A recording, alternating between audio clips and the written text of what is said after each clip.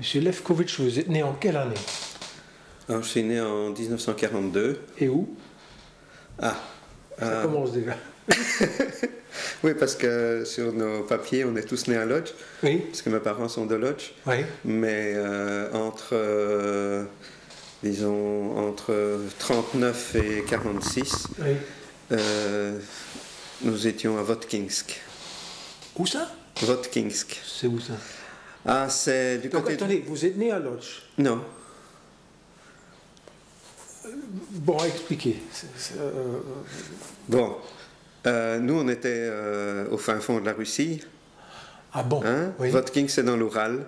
Ouh là là. C'est aux environs de Perm, si vous voyez. Non, c'est juste avant les monts Oural.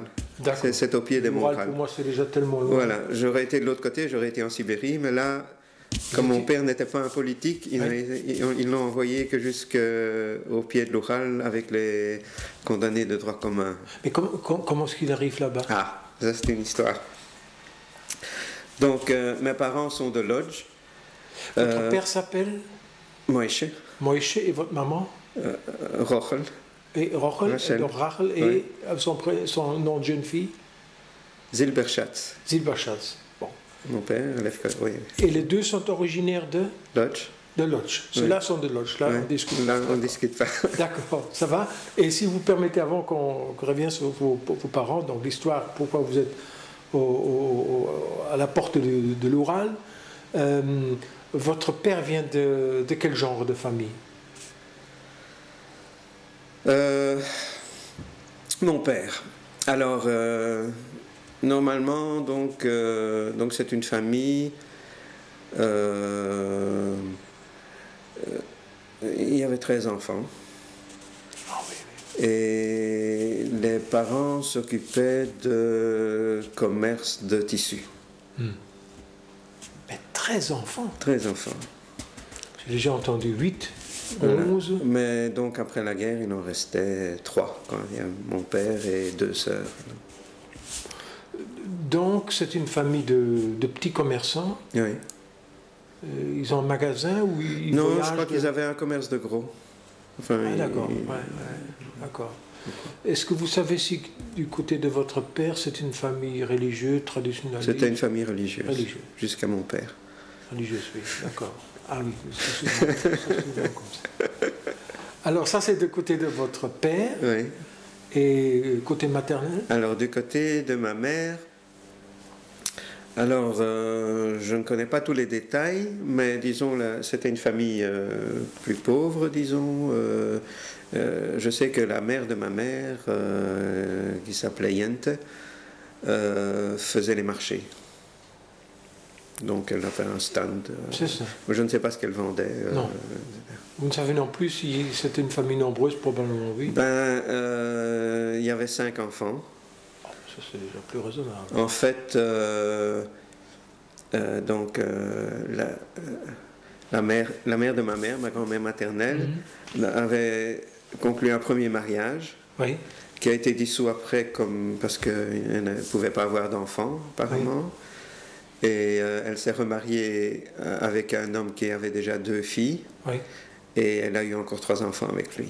Ah d'accord, d'accord. Et là aussi c'est une famille religieuse?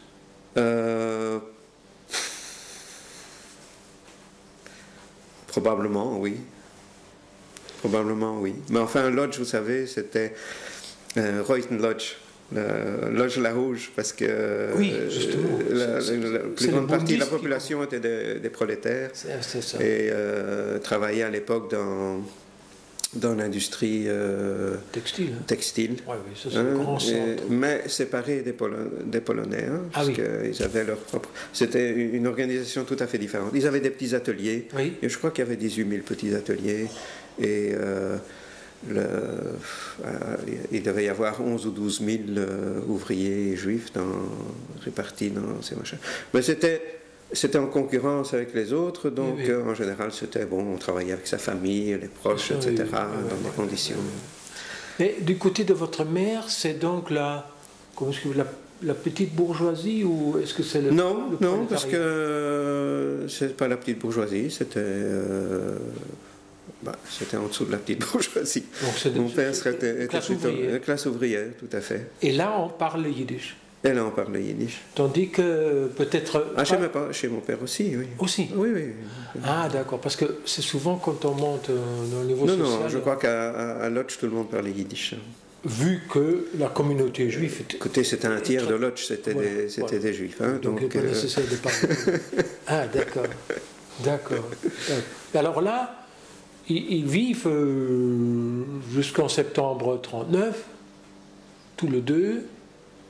À Lodz. Et ils se marient avant la guerre. Bon, l'histoire du mariage, c'est une autre histoire. Je crois que quand ils se sont rencontrés, d'après ce que je sais, mon père avait 20 ans et ma mère 18. Et la rencontre s'est faite de manière assez intéressante. C'est-à-dire que mon père était déjà fort actif dans un syndicat des travailleurs juifs. C'est pas le Bund? Non, c'était un syndicat, c'était pas un parti comme le Bund. Ah oui, le Bund était plutôt un parti politique. Oui, plutôt un parti politique. Oui. Non, c'était une organisation professionnelle.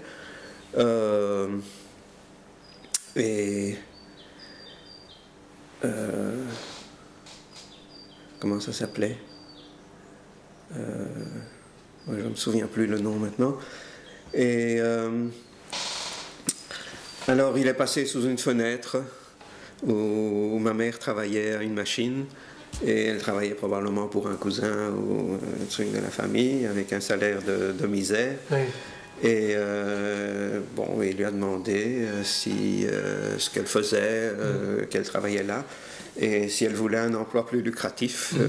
Et il a étant donné qu'elle voulait un emploi, donc elle a quitté celui-là, il l'a placé dans un atelier où elle gagnait plus, quoi. Ah oui. Et en même temps, il l'avait... Et en même temps, ils se sont scotchés. Et voilà, ils sont restés ensemble. Et évidemment, c'est une mésalliance. Pour la famille de mon père, c'est une mésalliance, oui. Parce que bon, on épouse une famille qui, d'abord, qui n'est pas riche, quoi, etc. Et donc, chez votre père, c'était, je ne sais pas comment, vous connaissez le yiddish? Oui. Vous connaissez le yiddish? Oui. Bon, moi, ma langue maternelle, c'est l'allemand. Oui. Je dirais, c'est sans doute au yiddish aussi. C'est Liebe auf den ersten Blick. Oui, c'est ça. Oui, c'est ça. L'amour. C'est ça. Le premier regard. Je ne sais même pas comment on le dit en français. C'est ça. Le coup de foudre, quoi. Oui, le coup de foudre, c'est ça. Oui. Bon, ben, entre-temps, mon père a fait évidemment son service militaire en Pologne. Donc, en fait, ils ont été tous les deux, ils sont tombés dans la période où les Juifs pouvaient faire l'école primaire polonaise. Hein, donc, ils ont fait leur primaire, etc.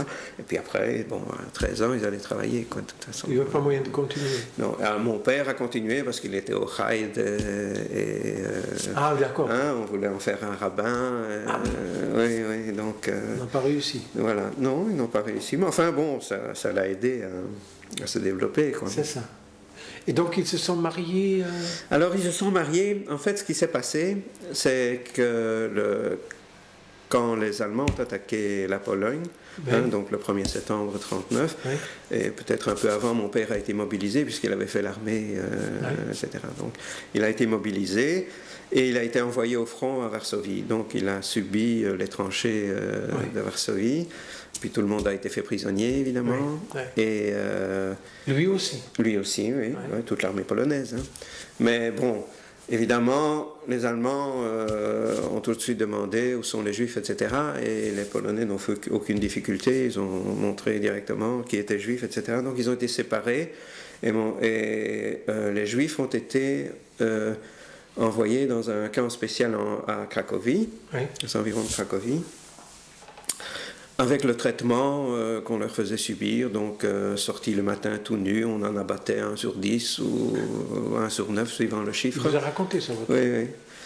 Et donc, bon, il savait qu'il allait, s'il restait, il n'allait pas s'en sortir, donc il a réussi à s'évader. des trucs classiques qu'on voit dans les films. Il est passé par les latrines, il a suivi les tuyaux de mer dans un champ voisin. Et puis il est entré chez un paysan qui l'a menacé avec un couteau de cuisine. Donc il a pris des vêtements du paysan. Il est parti, en fait, il est parti dans la communauté de Cracovie, qui avait peur de le cacher, évidemment, etc. Alors il leur a dit, ben, c'est simple, ou bien vous me cachez, ou bien je vais à la commandature, et je vais dire que, voilà, je me suis évadé, vous m'avez caché, etc. Donc, il avait appris par les Polonais. Quoi? Il avait appris la technique par les Polonais. Voilà. Prendre en note. Il avait quel âge en 39? Ben, il avait 25 ans. C'est un caractère audacieux plutôt. Oui. Il ne se laisse pas faire, il ne se résigne pas facilement. Non, il ne se résigne pas, non.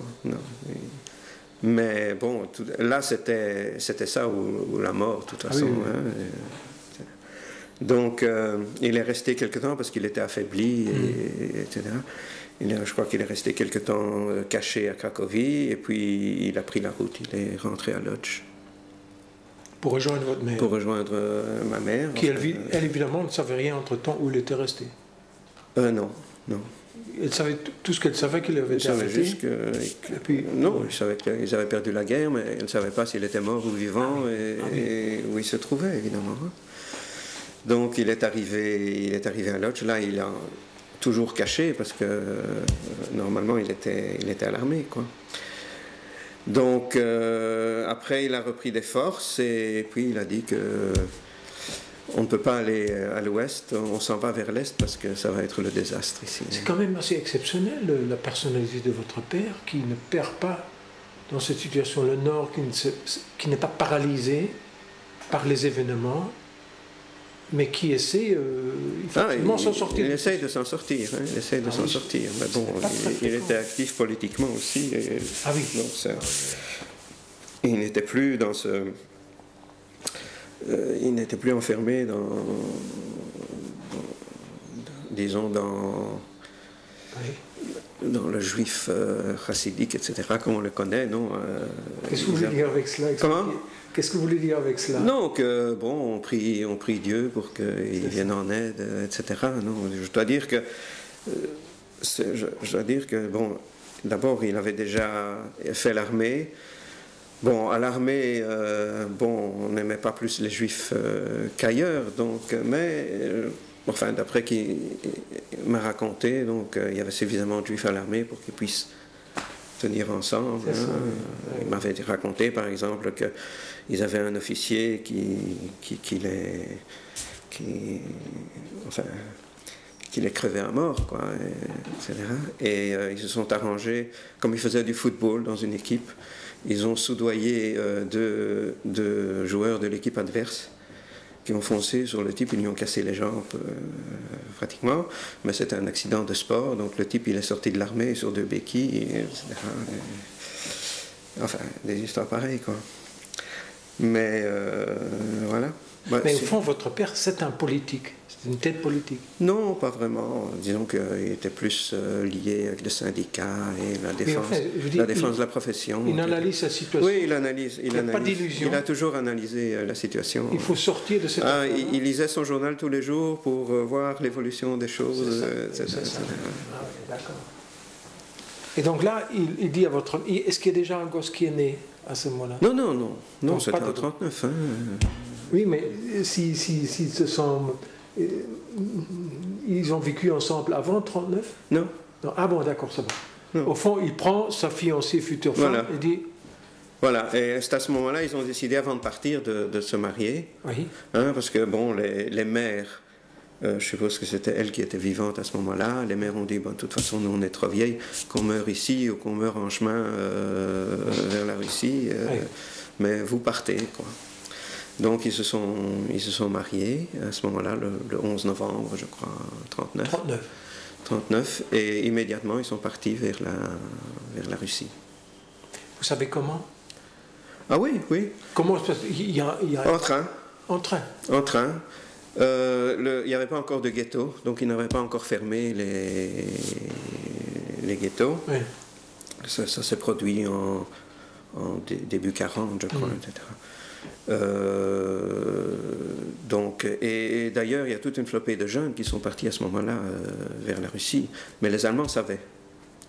Donc, ils contrôlaient aux gares. Alors, ils sont partis en train jusqu'à Varsovie, puis Bialystok. Oui. Hein?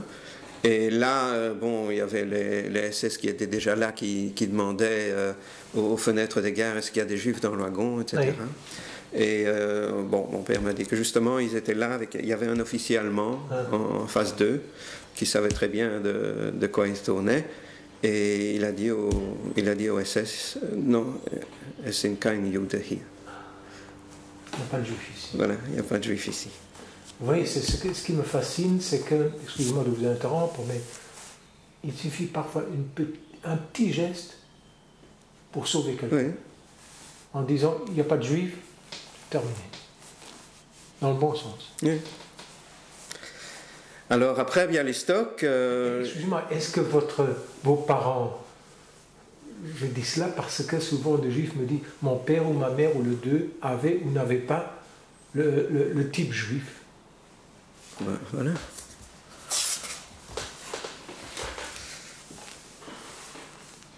Il paraît qu'il n'y a que les juifs qui s'appellent les juifs. Ça c'est votre maman, votre papa. Je ne sais pas. Non, je crois qu'ils n'avaient pas spécialement... bon, ils ont un type polonais. Oui, oui. Donc, ils franchissent la frontière vers la Russie. Non, ça ne va pas aussi simplement.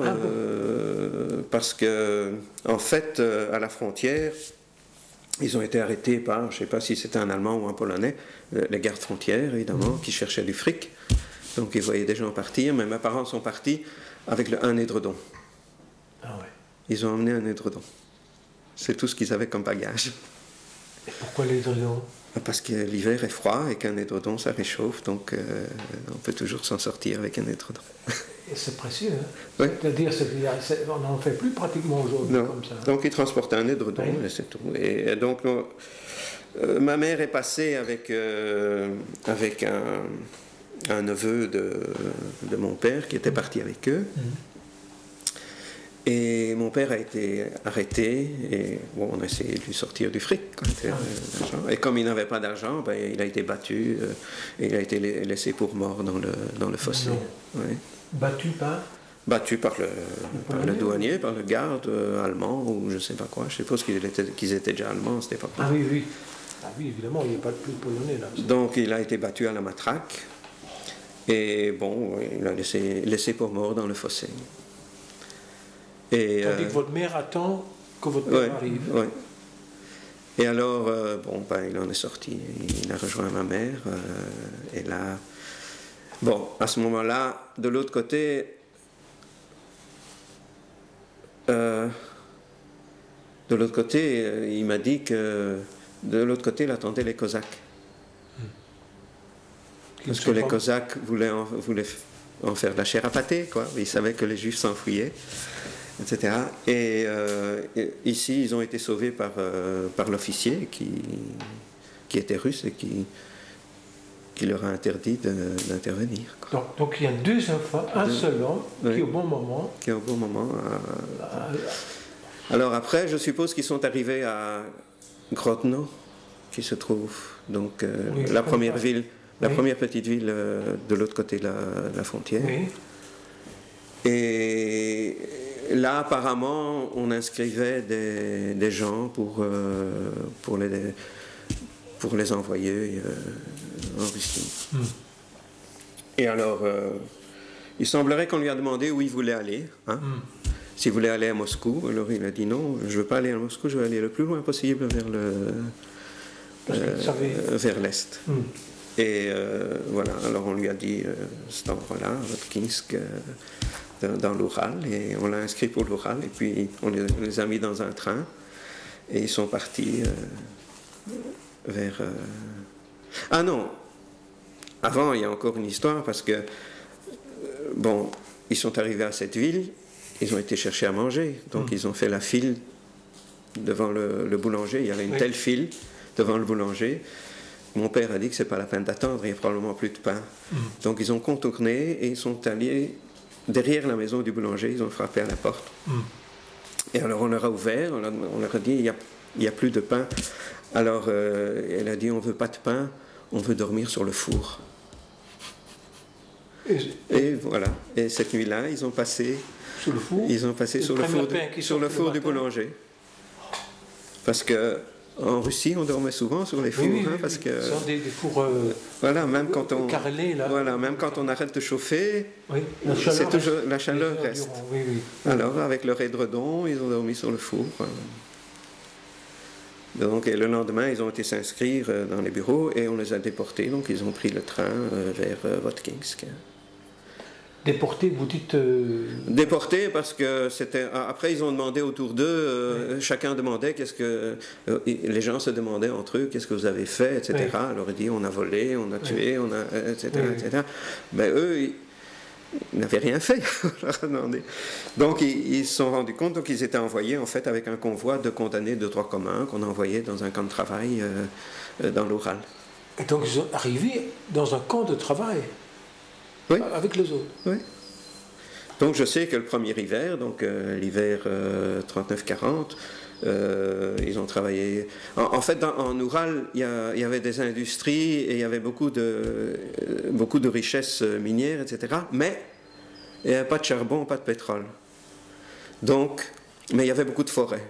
Donc on abattait des arbres pour alimenter toutes les usines et les gens en bois. Et donc ils m'ont raconté que cet hiver-là, ils étaient avec la neige jusqu'à la ceinture et ils déplaçaient des blocs de bois, quoi, des troncs d'arbres. Mais il est physiquement... Non. Non. Physiquement, mon père faisait 1m50 et ma mère aussi. C'était des gens petits, au fond. Oui, oui. Donc, voilà. Donc, ils participent avec les bagnards. Ah oui, ils étaient dans un camp de travail et ils transportaient des troncs d'arbres. Et votre mère? Ma mère aussi. Comment l'extérieur travaille à... Oui, oui, tout le monde travaillait à l'extraction des arbres. Et il me disait que pendant le voyage, en fait, il n'y avait pas seulement... Il y avait des tas de gens... Bon, ils ont essayé de les faire travailler sur les voies de chemin de fer, de poser des billes de chemin de fer. Oui. Mais bon, il fallait une dizaine de juifs pour déplacer une bille, alors qu'ils avaient des Tatars. Oui, et les Tatars, à deux, ils déplaçaient les billes, etc. Donc on a renoncé à leur aide. Mais en fait, vos parents ne sont-ils pas perdus dans tout cela, finalement? Ils étaient probablement perdus, mais... Je ne veux pas dire géographiquement uniquement, hein, mais... Oui, oui, tout à fait. Ils étaient seuls, et partis pour je ne sais où, mais... Ce sont les seuls juifs qui sont... Non, il y en a d'autres.